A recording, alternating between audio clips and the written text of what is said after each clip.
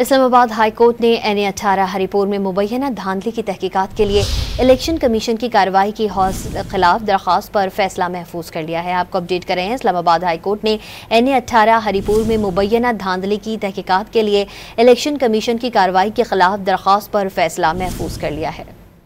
Islamabad high court ने NA-18 Haripur में मुबैना धांधली की तहकीकात के लिए इलेक्शन कमीशन की कार्रवाई की खिलाफ दरख्वास्त पर फैसला महफूज कर लिया है। आपको अपडेट कर रहे हैं। इस्लामाबाद हाई कोर्ट ने NA-18 हरिपुर में मुबैना धांधली की तहकीकात के लिए इलेक्शन कमीशन की कार्रवाई के खिलाफ दरख्वास्त पर फैसला महफूज कर लिया है। इस्लामाबाद हाई कोर्ट ने NA-18 हरिपुर में मुबैना धांधली की तहकीकात के लिए इलेक्शन कमीशन की कार्रवाई की खिलाफ दरख्वास्त पर फैसला महफूज कर लिया है। आपको अपडेट कर रहे हैं। इस्लामाबाद हाई कोर्ट ने NA-18 हरिपुर में मुबैना धांधली की तहकीकात के लिए इलेक्शन कमीशन की कार्रवाई के खिलाफ दरख्वास्त पर फैसला महफूज कर लिया है।